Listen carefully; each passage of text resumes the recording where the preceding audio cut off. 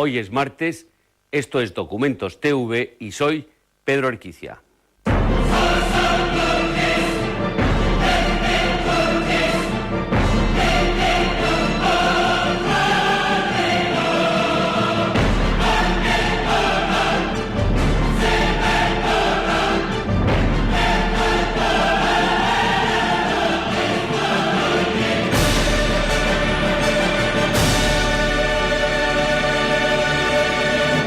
Buenas noches a todos.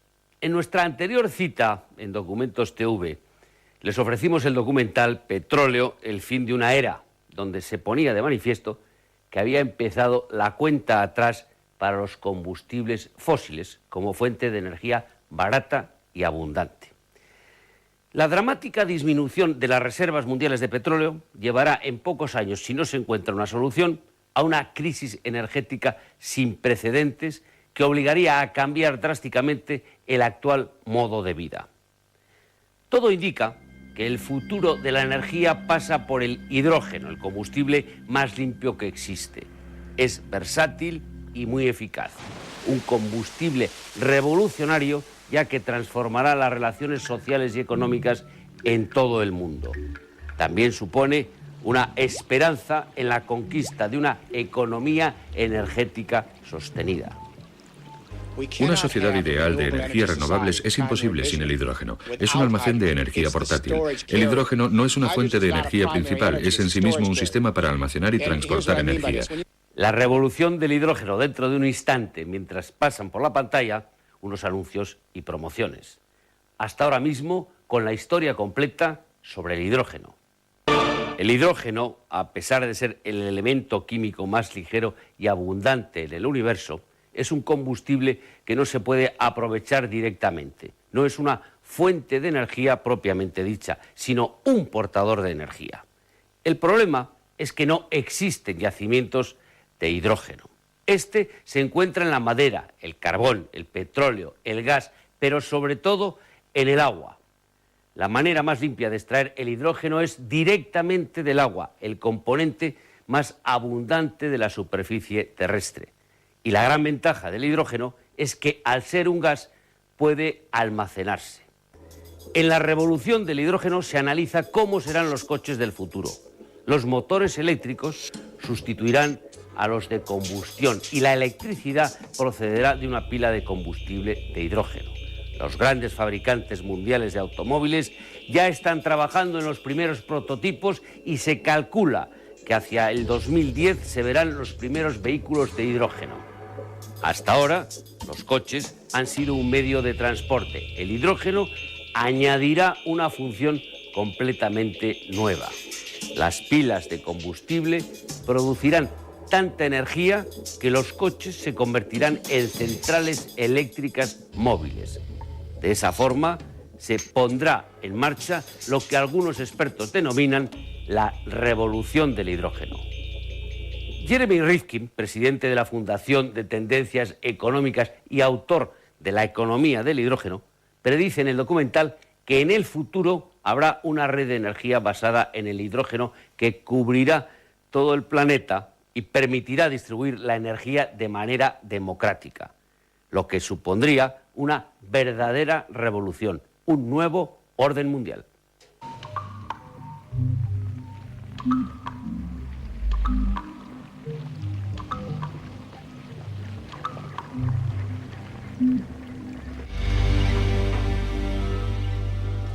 Se aproxima el fin de la era del petróleo.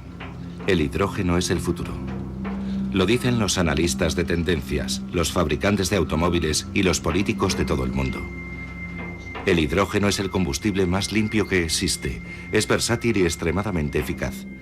Un combustible revolucionario, y no solo en sentido técnico. Transformará las relaciones sociales a lo largo y ancho del planeta.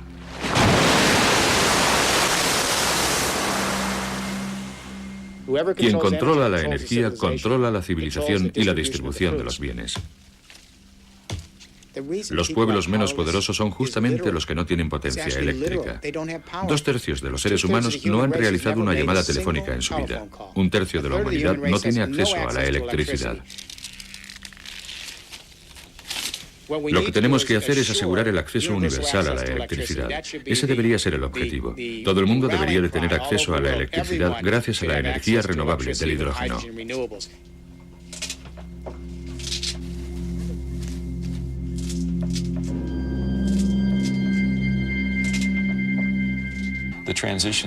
El hombre ha estado cambiando de fuente de energía desde los tiempos de las cavernas. Comenzamos quemando madera, de ahí pasamos a quemar carbón, luego pasamos a quemar petróleo y ahora estamos comenzando a quemar gas natural. Cada uno de esos pasos ha significado menos carbono y más hidrógeno. De manera que de continuar con la tendencia se podría decir que la conclusión lógica para la humanidad es nada de carbono, solo hidrógeno. Cuando hablamos de gas natural, tenemos una parte de carbono por 4 de hidrógeno, de manera que estamos más cerca de la meta. El siguiente paso ha de ser nada de carbono. Eso es lo que hemos estado haciendo a lo largo de la historia de la humanidad. Tan solo existe un problema. No hay yacimientos de hidrógeno. Se encuentra en la madera, el carbón, el petróleo y el gas, pero sobre todo en el agua. La manera más limpia de extraer el hidrógeno es directamente del agua. Hay agua de sobra, pero ¿cómo se extrae el hidrógeno? Si se aplica una corriente eléctrica al agua, esta se separa en oxígeno e hidrógeno. El hidrógeno es un gas. Y los gases pueden almacenarse. También es posible invertir el proceso. Mezclando oxígeno e hidrógeno en lo que se conoce como una pila de combustible, se obtiene agua y electricidad de nuevo.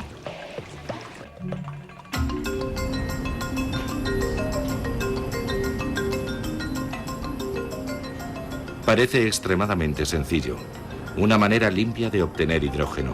Pero para poder extraer el hidrógeno, se sigue necesitando electricidad.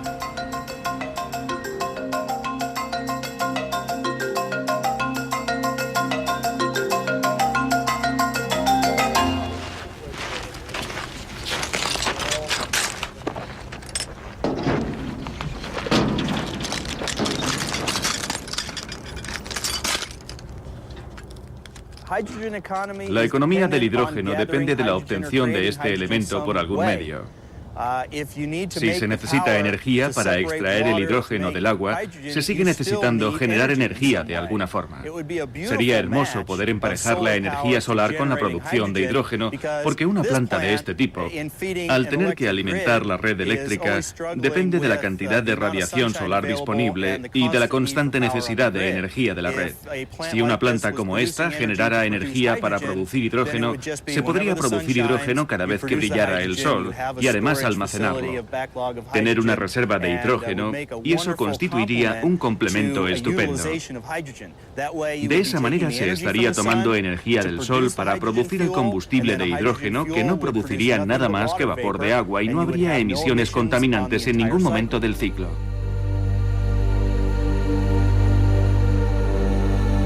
Obtener hidrógeno directamente de la luz del sol, una fuente limpia que genera un combustible limpio. Y las fuentes limpias y sostenibles parecen abundantes. Sin embargo, la energía obtenida mediante fuentes sostenibles resulta difícil de almacenar. Esa es la gran ventaja del hidrógeno, puede almacenarse. En 2003 se publicó el libro de Jeremy Rifkin, La economía del hidrógeno. Una sociedad ideal de energías renovables es imposible sin el hidrógeno. Es un almacén de energía portátil.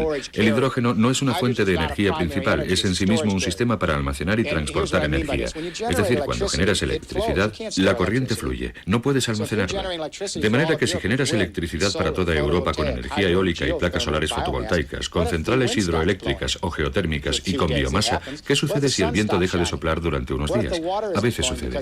¿Y si el sol deja de brillar? ¿Qué ocurre si el agua deja de fluir porque hay sequía? La electricidad se acaba. De manera que el hidrógeno es la forma de almacenar la energía renovable. No solo la electricidad, sino también la energía para el transporte, para automóviles, camiones y todo lo demás.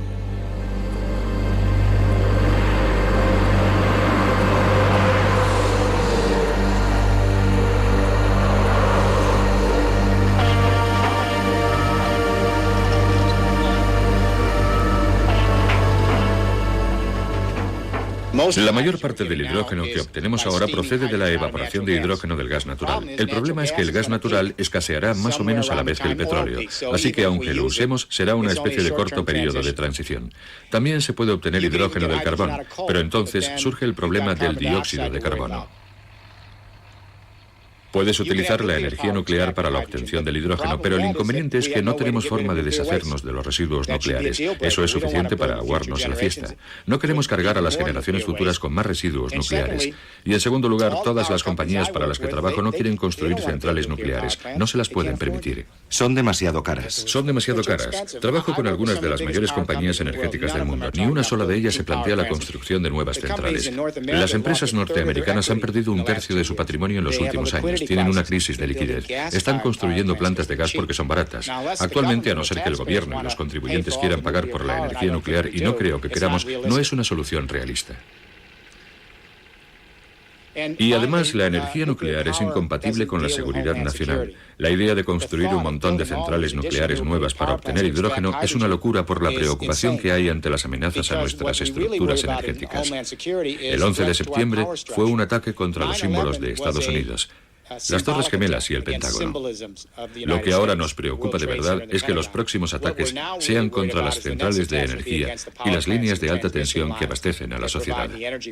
Y un mundo lleno de centrales nucleares en Europa, América, Japón, como blancos para 2 o 3 terroristas que quieran hacer saltar por los aires una central nuclear es algo que nadie se imagina. Pienso que hay otra forma de hacerlo. Sabemos que hay otra forma de obtener el hidrógeno. Lo podemos sacar del agua. Tarde o temprano puede que incluso directamente de la luz solar. Hay experimentos en marcha, pero de momento está el agua. Tomamos energías renovables como la eólica, la solar fotovoltaica, la hidráulica, la geotérmica y la biomasa, tecnologías de energía renovable para generar electricidad de forma local cuando se pueda. Parte de la electricidad la utilizas al momento como energía. La electricidad que no necesitas, el excedente, las utilizas para electrolizar agua tal y como hacías en química en el colegio, y te quedas con el hidrógeno, y así tendrás energía almacenada. Islandia lo comprende y utiliza fuentes de energía limpia para producir hidrógeno. Este acontecimiento representa un hito histórico en la búsqueda de energía sostenible.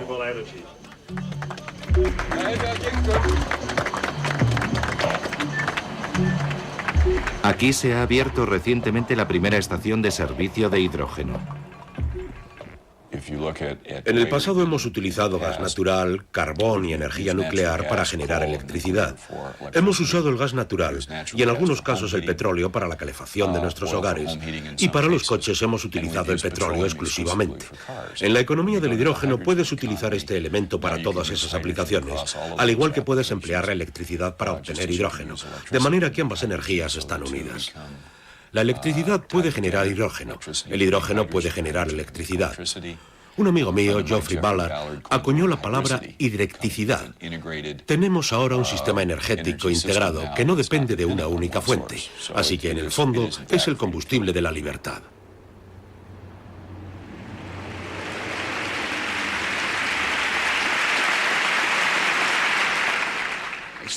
Una sencilla reacción química entre el hidrógeno y el oxígeno genera energía que puede utilizarse para mover un coche, emitiendo tan solo agua, no gases.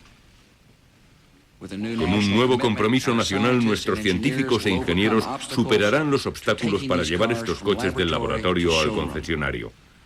De manera que el primer coche que conduzca a un niño que haya nacido hoy podría moverse gracias al hidrógeno y no contaminar nada. Donde nos estamos encontrando con las mayores dificultades es probablemente en el sector del transporte. En los Estados Unidos utilizamos casi exclusivamente petróleo en los transportes. Y podemos prever otros métodos en el futuro para suministrar, por ejemplo, electricidad sostenible y limpia.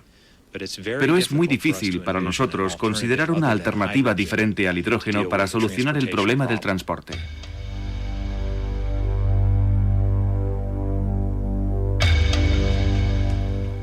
Estoy convencido de que los primeros coches de la próxima generación serán vehículos con pilas de combustible obtenido del hidrógeno. Creo que el primer coche de mi hija, que tiene 5 años, será un vehículo a pila de combustible. ¿Está trabajando en ello? Estoy trabajando para que eso suceda, sí.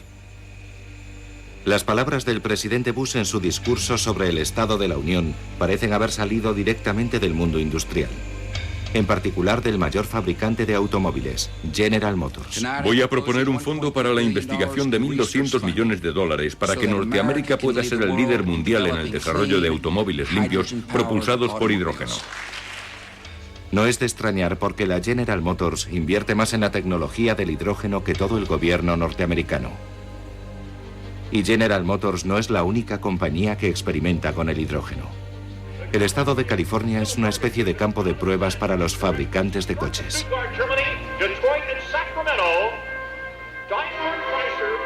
Con ustedes, el coche del futuro.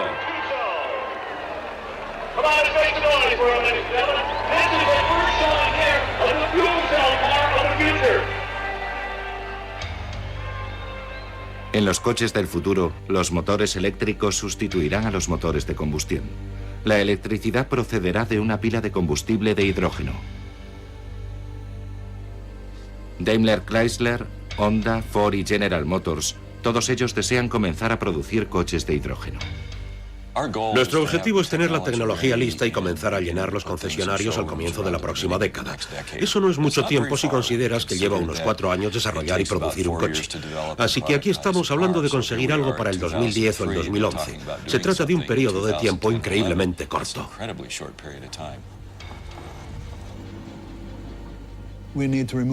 Es imprescindible que el automóvil deje de ser visto como algo contaminante. El automóvil del futuro no tiene que ser perjudicial para el medio ambiente. Como líder de la industria, General Motors tiene la obligación de encabezar la marcha, de ser la primera compañía de automóviles que pueda fabricar y vender de forma rentable 1 millón de pilas de combustible, y ese es nuestro objetivo.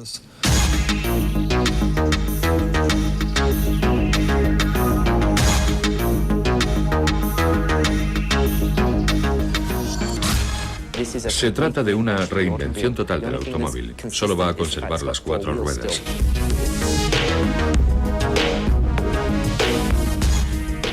Lo llamamos un monopatín. La verdad es que se trata de una gran caja sobre 4 ruedas. En su diseño final tendrá un motor por rueda en cada esquina. Estamos convencidos de que así será. En cuanto a las pilas de combustible de hidrógeno, resultarían muy beneficiosas para el medio ambiente. Y la electricidad proveniente de las pilas de combustible llegaría a cada uno de los motores situados junto a las ruedas. Esto aumentaría considerablemente la maniobrabilidad y la estabilidad del vehículo.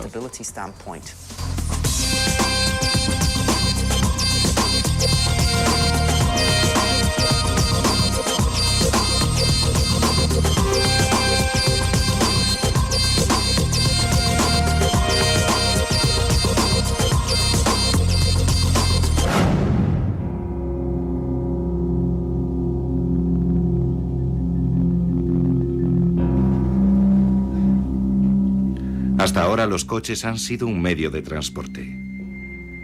El hidrógeno añadirá una función completamente nueva. Las pilas de combustible producirán tanta energía que los coches serán una central eléctrica móvil. Eso sin duda pondrá en marcha la revolución del hidrógeno.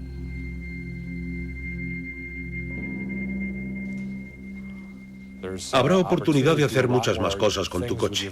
Se puede mejorar mucho la funcionalidad del vehículo si dispones de gran cantidad de energía a bordo. Puedes utilizar esa energía para alimentar diversos aparatos, tanto a bordo como fuera del vehículo, en una zona de acampada o en un centro de trabajo, si necesitas suministro de electricidad para herramientas, por ejemplo. Así que podría coger el equipo de música de mi casa y ponerlo en el coche. Y enchufarlo y tener electricidad en tu acampada. O disponer de energía para una actividad que realices durante un picnic, pongamos por caso. Es como si tuvieras energía transportable a bordo de tu vehículo. ¿Podré coger cualquier electrodoméstico de mi casa y enchufarlo a mi coche? Sin duda podrías hacerlo, sí. Sería como disponer de un generador de energía que me permitiera utilizar los electrodomésticos en cualquier lugar. Creo que al consumidor le gustaría que su coche fuera capaz de generar energía en cualquier lugar y para cualquier actividad.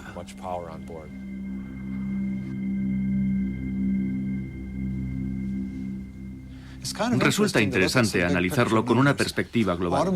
Los automóviles son máquinas que generan de 75 a 100 kilovatios. Normalmente, se necesitan entre 7 y 10 kilovatios para cubrir las necesidades que tienes en casa o en el trabajo.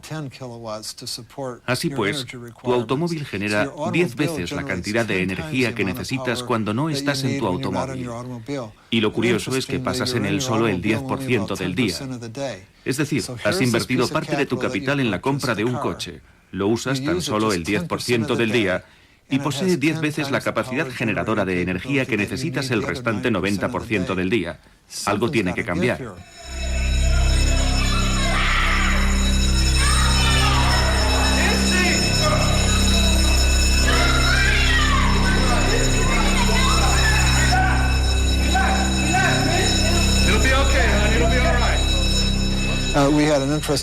Los cortes en el suministro eléctrico que padeció el estado de California son un buen ejemplo. Si en aquel momento tan solo uno de cada 25 automóviles hubiera tenido una pila de combustible y esos vehículos se hubieran podido conectar a la red eléctrica de California, hubieran duplicado la capacidad generadora de energía del estado.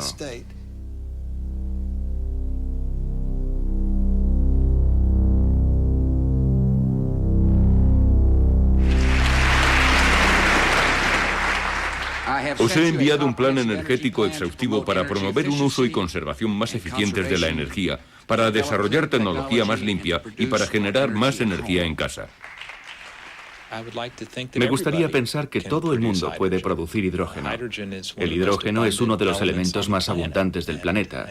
Y si tienes los medios para electrolizar el agua y generar energía, ya has dado un gran paso para resolver el problema energético y el problema medioambiental que lo acompaña. Una pila de combustible es lo que nosotros llamamos escalable, es decir, que puede fabricar una pequeña pila de combustible como esta para suministrar energía a una casa. Esta podría proporcionar energía a una vivienda y cabe en mi escritorio. ¿Podría suministrar energía a una casa? Sí, ahí tienes 10 kilovatios, de manera que podría dar energía a un hogar. Una más grande podría servir para un coche, y así podemos aumentar el tamaño de la pila de combustible en función de la aplicación. No tienes que fabricar cosas enormes, puedes hacerlas pequeñas o grandes. Un electrolizador funciona al revés que una pila de combustible y genera hidrógeno con electricidad.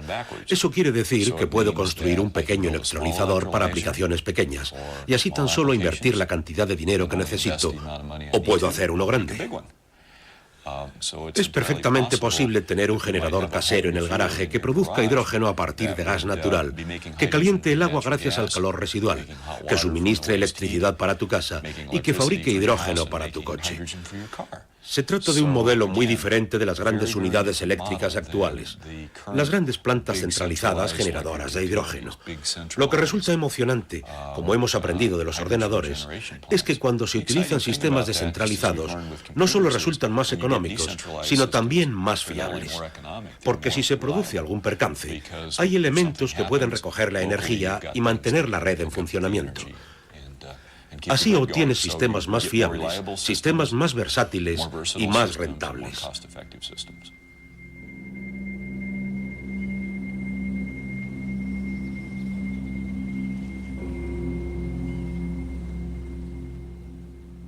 Se parece a la revolución informática.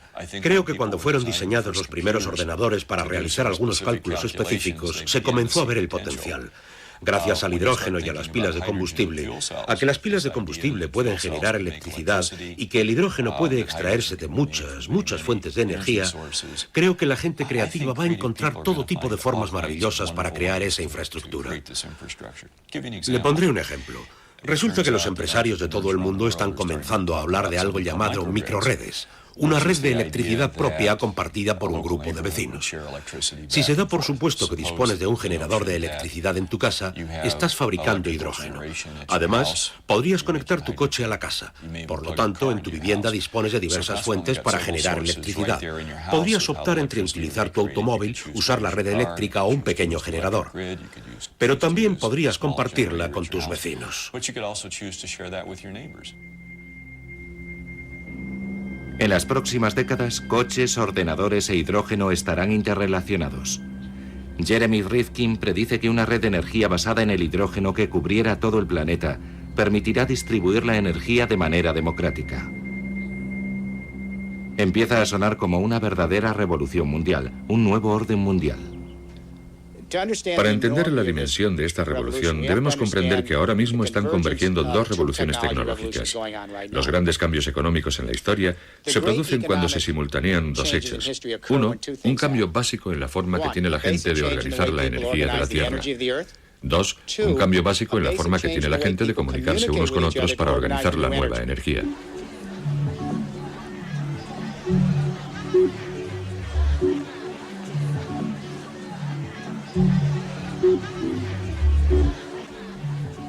Me explico. Consigues tu pila de combustible para tu parque industrial, tu fábrica, tu casa o tu oficina.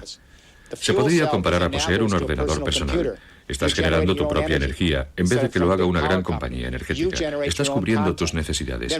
¿Y qué haces con el exceso de electricidad que no necesitas? Lo devuelves a la red.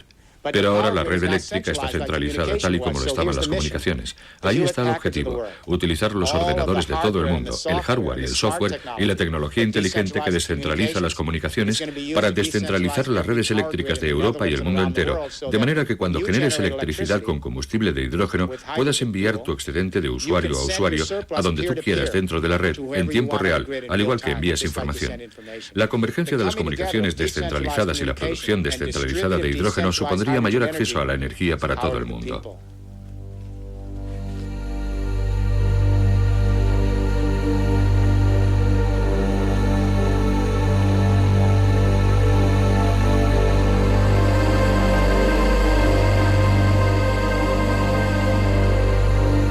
Energía, poder para la gente. Pero ¿cómo piensa Rifkin que funcionará? Las energías solar y eólica son fuentes sostenibles y disponibles en todo el mundo. Los países del tercer mundo están situados en las zonas más soleadas del planeta. El sol podría usarse para generar la energía necesaria para obtener hidrógeno. Estos países dejarían de ser dependientes del petróleo. Rifkin podría hablar de ello durante horas. El hidrógeno podría liberar al tercer mundo de su posición de dependencia para siempre.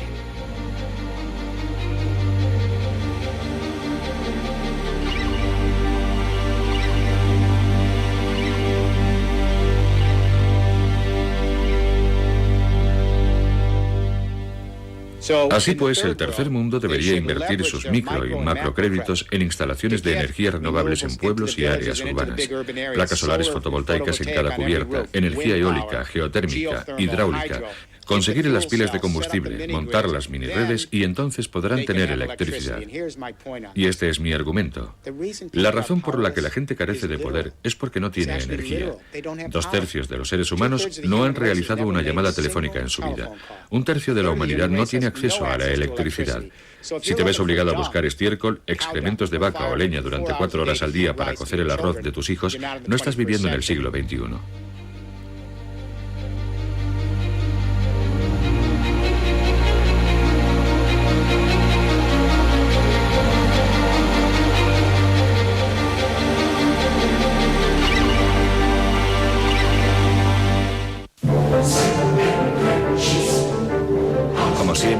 Para que la revolución del hidrógeno pueda tener éxito, es vital que los gobiernos tengan una visión a largo plazo. Se trata de una verdadera revolución.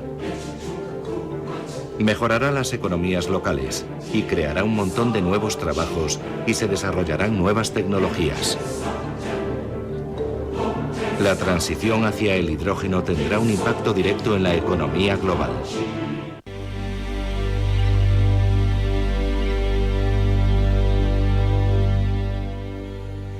Lo que tenemos que hacer es asegurar el acceso universal a la electricidad. Ese debería ser el objetivo del mundo entero. Todos los seres humanos deberían de tener acceso a la electricidad gracias a la energía renovable del hidrógeno. Entonces podremos pasar a lo que yo denomino la fase 2. La primera fase ha consistido en la globalización de arriba hacia abajo. Ha sido un fracaso porque la globalización ha sido demasiado limitada. Se ha basado en un régimen energético demasiado elitista. Los combustibles fósiles tan solo se encuentran en determinadas partes del mundo. Hace falta un aparato militar enorme para protegerlos. El siglo XX ha gravitado sobre la seguridad del petróleo. Se necesita una enorme inversión de capital para desplazar el petróleo, el carbón y el gas, de manera que era inevitable que todo terminara con unas pocas docenas de compañías energéticas y unos centenares de corporaciones dirigiendo el régimen del petróleo.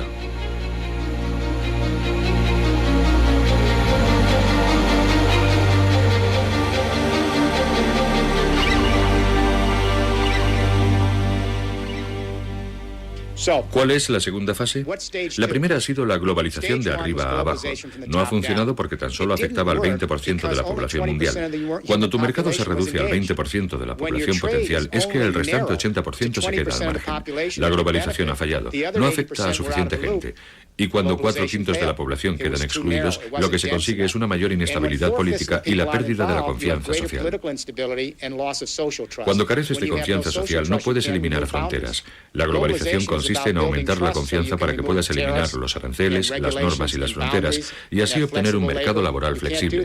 No se puede hacer eso cuando 4/5 del mundo no confían en la quinta parte que dirige el cotarro.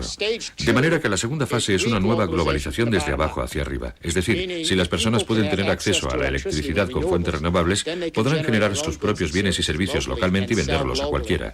Esa será una verdadera globalización, ya que todo el mundo podrá desarrollar cualquier actividad económica, no tan solo la quinta parte de la población, la élite.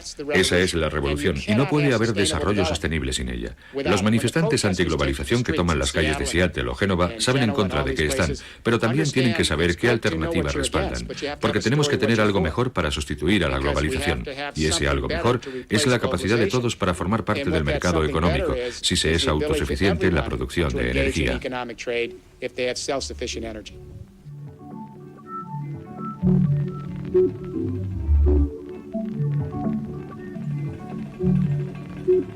Todo eso suena muy bien. El hidrógeno como el combustible limpio de la libertad. Sin embargo, es algo que todavía queda muy lejos. La idea es demasiado nueva, la tecnología aún está en pañales y hay muchos problemas que todavía necesitan solución. De hecho, esto es solo el principio. Es un caso parecido a los primeros días de la revolución informática, según afirma el analista de tendencias Peter Schwartz. Todavía estamos en la fase inicial, como la informática en los años 60, cuando había grandes ordenadores centrales y solo empezábamos a vislumbrar los microchips. Era difícil imaginar que una década después iba a llegar el PC a transformar completamente el mundo de la informática, pero sí se podía ver que estábamos en las primeras etapas de algo, y eso es lo que ahora estamos empezando a percibir. Por ejemplo, es probable que las primeras aplicaciones de la pila de combustible no sean para los coches o los edificios, sino para los ordenadores portátiles, micropilas de combustible que pueden alimentar tu portátil, tu radio de campaña o tu PDA. Podrás poner una pequeña cápsula de combustible parecida a un mechero desechable en tu ordenador portátil y tendrás energía para 8 o 12 horas. Dirijo una empresa que está desarrollando esta tecnología, pero hay otras 20 que están haciendo cosas similares, fundamentalmente para productos electrónicos portátiles, porque las pilas clásicas no duran lo suficiente y no hay nuevas tecnologías para las baterías. Así pues, esa será la primera etapa, y entonces pasaremos a los edificios, veremos coches y un desarrollo gradual de la tecnología en este sentido y otros similares.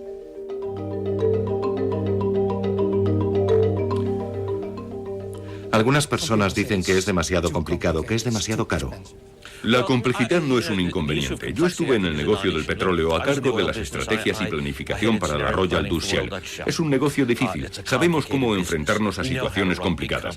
Por ejemplo, LNG extrae gas natural en Malasia, luego lo trata en una formidable planta de procesado de gas, lo enfría y lo envía dentro de unos tanques gigantescos a Japón, por ejemplo, donde luego se tiene que volver a convertir en gas, transportarlo y producir electricidad. Es un sistema complejo. Lo hacemos a diario. Así que esto no es más complicado que las cosas que ya hacemos con el petróleo, el gas y otras fuentes de energía.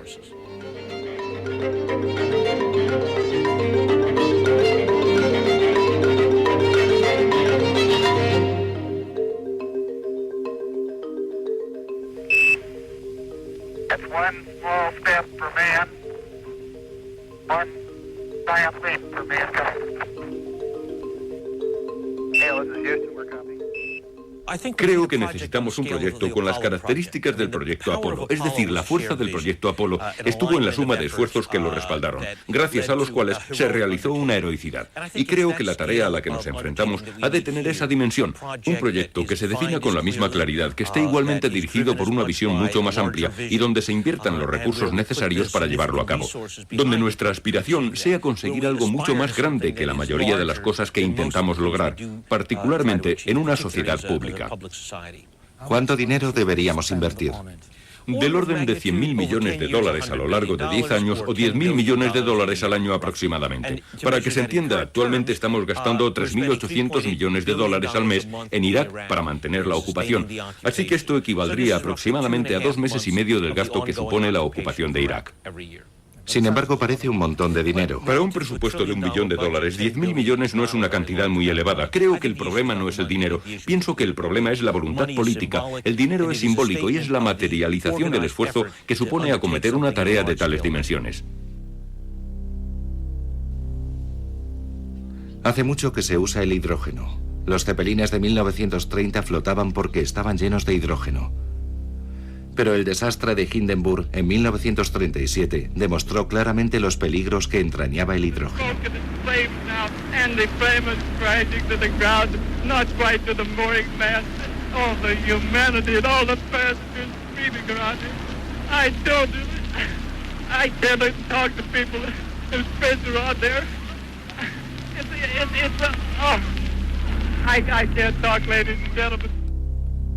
Sin embargo, en 1997, la NASA demostró que la causa del devastador incendio no había sido el hidrógeno, sino la pintura inflamable de la cobertura del Zeppelin. A pesar de eso, la gente sigue temiendo a los accidentes con el hidrógeno.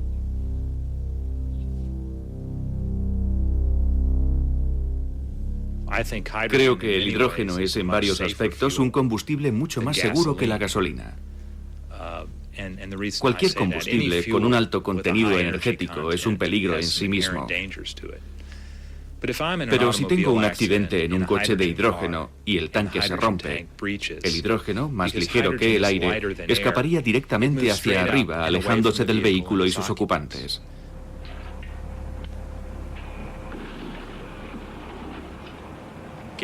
Con la gasolina, si tienes un accidente y el tanque se rompe, esta se derrama por debajo del vehículo y si prende, envuelve al vehículo y a sus ocupantes. Creo que los coches de hidrógeno pueden ser tan seguros, si no más, que los que conducimos hoy en día.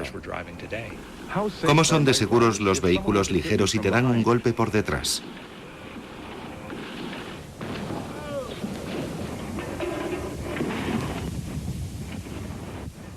Es importante saber que ninguno de los cilindros perdió un ápice de presión durante las pruebas de caída. Usamos gasolina y es explosiva. Usamos gas natural y ha habido explosiones. El hidrógeno no es más peligroso que cualquier otro combustible. Los combustibles arden. Eso es lo que se supone que deben hacer. Por lo tanto, el hidrógeno, como combustible, no representa un mayor peligro que cualquiera de los demás combustibles que ya utilizamos.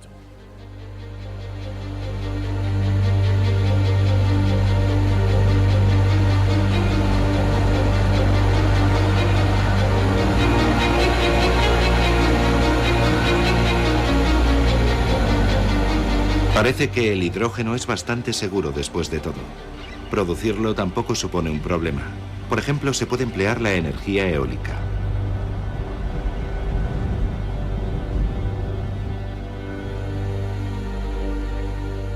En Estados Unidos existen diversos parques eólicos de gran tamaño. Siempre sopla el viento en las colinas de Tehachapi, en California, y están cubiertas de molinos de viento. Hay viento en abundancia y espacio para muchos más molinos.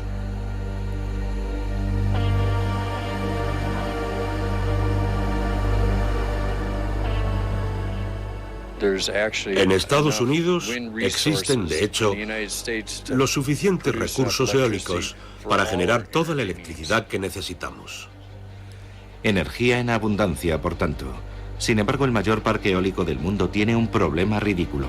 Las nuevas turbinas más grandes generan más electricidad de la que puede soportar la red eléctrica. Nuestro contrato con Edison es de 34 megavatios. Cada vez que montamos un molino nuevo, tenemos que cerrar muchos de los antiguos, porque no podemos sobrepasar ese límite. Así que casi todos los antiguos están apagados. Si los conectáramos, a Edison le daría un ataque. La red de alta tensión de esta zona no puede soportar más energía. Y en este momento, uno de los principales objetivos de mis jefes es la instalación de un nuevo tendido en la zona de Tehachapi, que lleve 2.500 megavatios adicionales de energía eólica.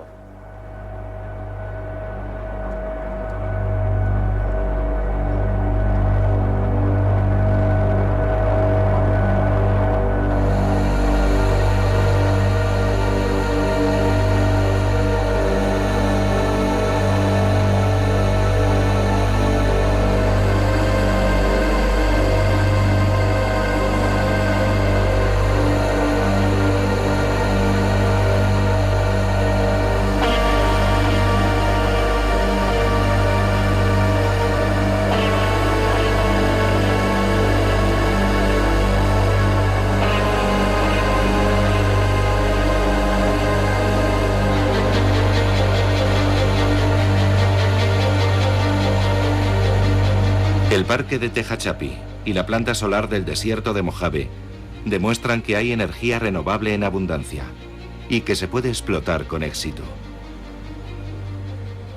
Claro que eso no es lo mismo que invertir en un nuevo sistema de energía renovable. Esto requiere una forma totalmente nueva de pensar.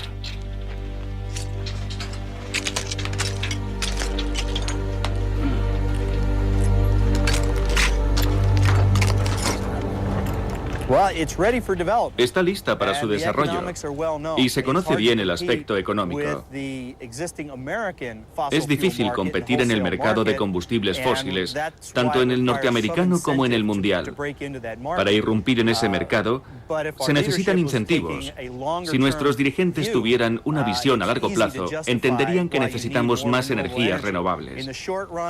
A corto plazo, inversores y empresarios sencillamente prefieren aquello que les proporcione el mayor beneficio inmediato.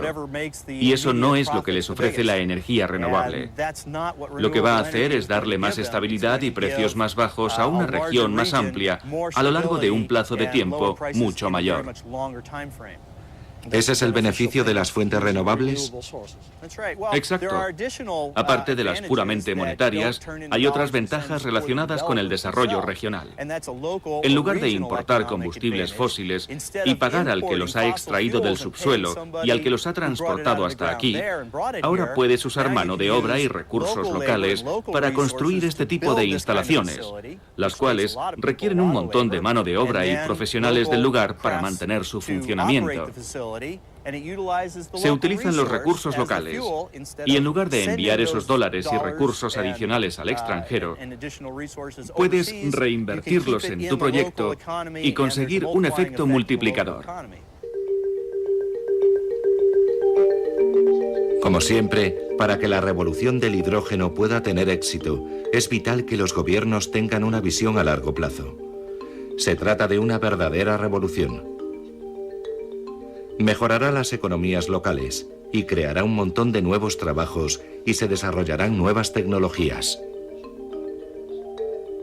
La transición hacia el hidrógeno tendrá un impacto directo en la economía global.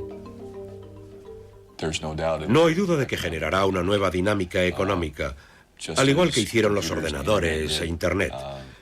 Esto será significativamente más importante. Por ejemplo, 1 de cada 7 puestos de trabajo en los Estados Unidos pertenece a la industria automovilística. Si le sumas los sistemas eléctricos y todas esas cosas, estás hablando de una parte muy importante de las economías modernas, ya sea en Estados Unidos, en Europa o en Japón. O, de hecho, de un segmento en crecimiento del mercado chino y otros mercados. Así que sí es un cambio histórico, muy similar a la llegada de la electricidad, muy similar a la invención del automóvil y el petróleo. Tiene esa envergadura. La tercera revolución industrial vendrá de la mano de la unión de dos factores, la descentralización de las comunicaciones y la capacidad de compartir energía de forma horizontal por todo el mundo. Tendrá un impacto tan potente como la unión de la revolución de la imprenta con la máquina de vapor y el ferrocarril, que fue la primera revolución industrial y cuyo efecto multiplicador se materializó en el siglo XIX. La segunda revolución industrial tuvo un impacto tan potente por la unión del telégrafo, el teléfono y la electricidad con el petróleo y el motor de combustión interna, un efecto multiplicador que definió el siglo XX. Así que estamos al borde de la tercera revolución industrial, la comunicación descentralizada para reconfigurar nuestro régimen de energía, de manera que tengamos una distribución descentralizada del hidrógeno.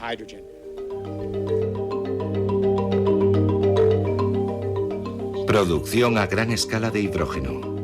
El coche como central eléctrica.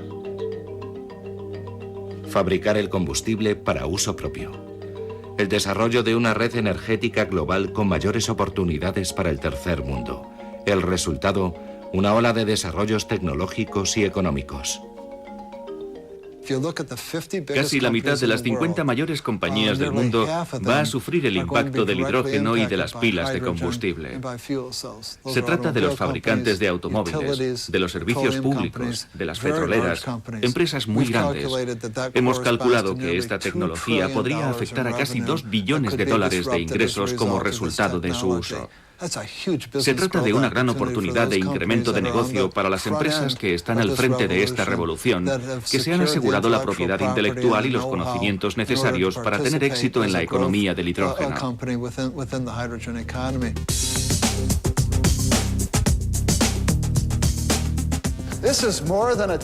Esto es más una tecnología que un ejercicio de diseño. De hecho, en pocos meses tendremos disponible una versión de automóvil con autonomía y listo para conducir. Esto supone un claro ejemplo de que la General Motors piensa a lo grande. Nos tomamos muy en serio esta clase de tecnología como precursora de los vehículos del futuro.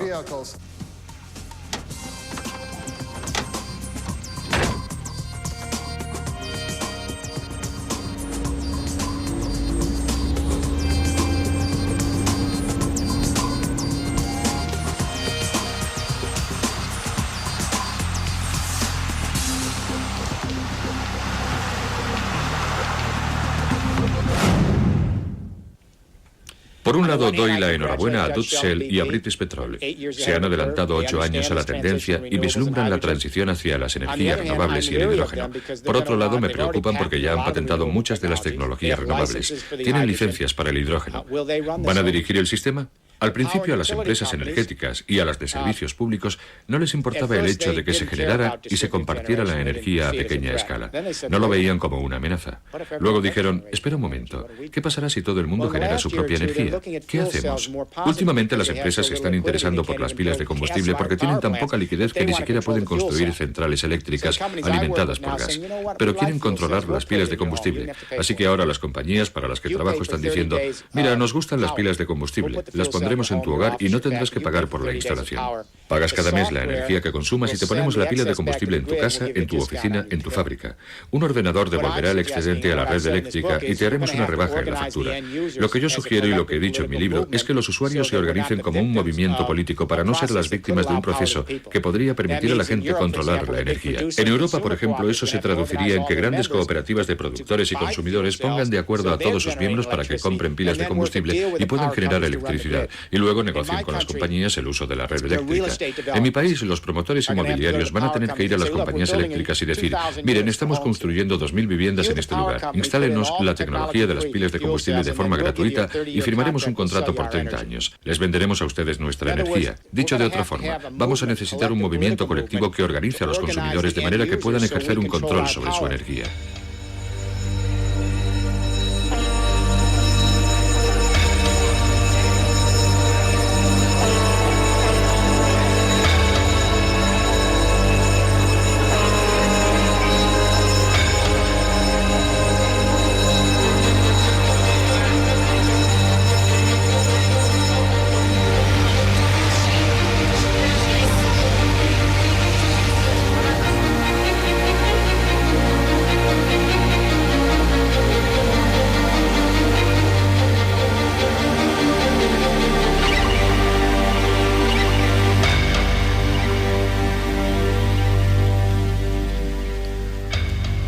Estamos ante una transición de magnitud histórica.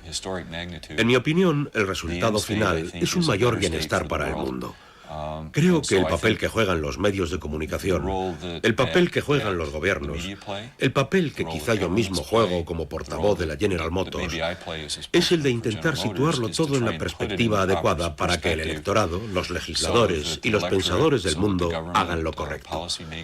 Se trata de una transición gigantesca. Estamos hablando de los cimientos de la economía mundial y por lo tanto hay que llevarlo a cabo con mucha inteligencia y perspicacia.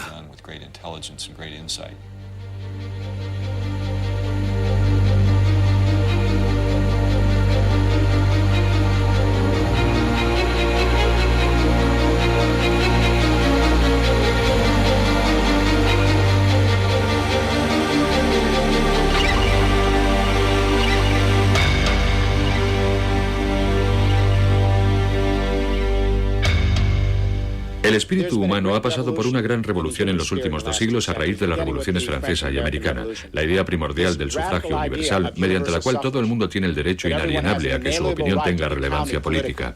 Durante 2 siglos hemos difundido este concepto de democracia por todo el mundo. Hoy todavía no ha llegado a todas partes, pero va a llegar a Oriente Medio y a China. Hemos soñado con la idea de que todo el mundo cuente. Primero fueron los hombres blancos y luego se incorporaron las personas de diferentes razas, las mujeres y las minorías. Pero estamos expandiendo el concepto.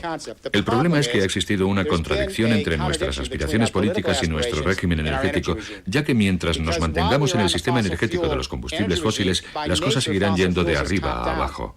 Ese régimen tiene que ser controlado por una élite porque los combustibles fósiles se concentran en ciertas partes del mundo. Así que hemos estado viviendo en un mundo en el que nuestro régimen energético ha creado una infraestructura económica contraria a nuestras aspiraciones democráticas.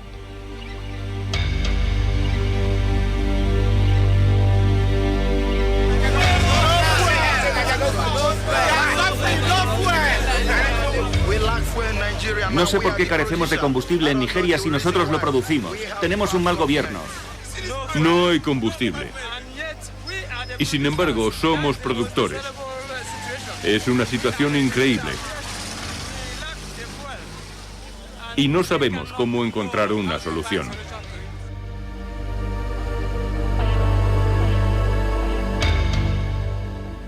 Con el hidrógeno tenemos una oportunidad, entre comillas, para hacerlo bien, porque el hidrógeno está en todas partes y las energías renovables también pueden estar en cualquier parte.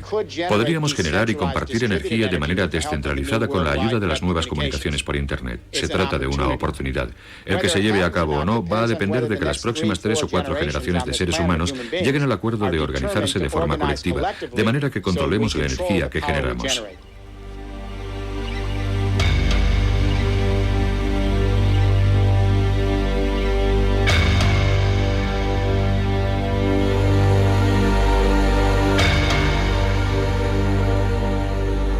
Una red mundial de energía del hidrógeno. Grandes costes. Ingresos colosales. Una nueva revolución industrial. Energía más que abundante para el tercer mundo. ¿No suena la revolución del hidrógeno un poco a utopía? La tecnología no está del todo a punto. Los costes son elevados. Existen muchas empresas y protagonistas comerciales que van a intentar detenerlo. Hay intereses políticos en juego. ¿Cómo creamos la infraestructura? Y bla, bla, bla. Y yo simplemente sonrío y contesto, ya lo sé. Cuando cambia de régimen energético se producen las revoluciones más perturbadoras de la historia. Perturban la tecnología, las infraestructuras, la política y el comercio. Y eso, ¿qué tiene de nuevo? Podrían haber surgido las mismas dudas, las mismas inquietudes cuando James Watt patentó la máquina de vapor diciendo, oh Dios mío, ¿cómo vamos a pasar de la madera al vapor? Vamos a tener demasiados problemas que no podremos resolver, pero lo hicimos. Y también podría haberse planteado esa incertidumbre cuando pasamos al petróleo y al motor de combustión interna y a la electrificación. Bueno, es imposible. ¿Cómo vamos a dar ese paso? Lo hicimos. De manera que si pudimos hacerlo en la primera y la segunda revolución industrial, pasando de la madera al carbón y luego del carbón al petróleo, tenemos la capacidad para pasar de los combustibles fósiles al hidrógeno y desarrollar la infraestructura necesaria. Va a ser difícil. No es la panacea, no es la utopía de un visionario. Estamos hablando de supervivencia, del futuro que deseamos para nuestros hijos y de cómo queremos gastarnos el dinero. El dinero de nuestros impuestos. Pienso que esa es la herencia que deberíamos dejar. Abrirnos a las cosas nuevas que den posibilidades a las futuras generaciones, en vez de quedarnos empantanados con las viejas historias.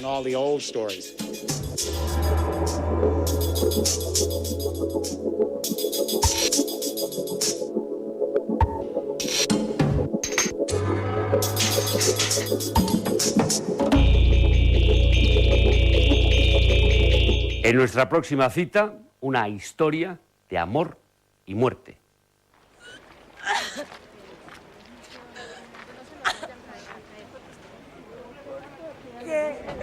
¿Por qué? Si él era el papá de mis hijos, él era el papá de mis hijos. ¿Por qué me lo quitaron si él era nada más mío? ¿Por qué? Ahora no lo voy a volver a ver nunca. Ahora no va a estar conmigo y con sus hijos. Ahora no va a estar. Los de allá matan a los de aquí porque son de aquí. Y los de aquí matan a los de allá porque son de allá. Son muchachos, los muchachos. Es que estamos en manos de muchachos, armados. La vida de nadie vale nada. Durante la pasada década han muerto en Colombia unas 35.000 personas víctimas de un sangriento enfrentamiento civil. Este enquistado conflicto, que dura ya 40 años, se ha desplazado lentamente desde el interior de la selva a ciudades como Medellín, donde las bandas urbanas se han alineado con la guerrilla o con grupos paramilitares de extrema derecha. Este es el escenario donde se desarrolla La Sierra, nueva entrega de Documentos TV, un impactante documental que penetra sin ambages en el día a día de un pequeño suburbio de Medellín, donde los grupos paramilitares imponen su ley. Es un retrato íntimo realizado durante un año de las vidas de 3 jóvenes marcadas a fuego por la violencia. La Sierra ha sido galardonado en el New York Market, en el Slam Film Festival y en el Festival Internacional de Miami. La Sierra, la próxima semana, aquí en la 2, en Documentos TV. Hasta entonces, les espero para contarles en profundidad las cosas que pasan a espectadores como usted. En nombre de todos nosotros aquí en Documentos TV, buenas noches y feliz semana.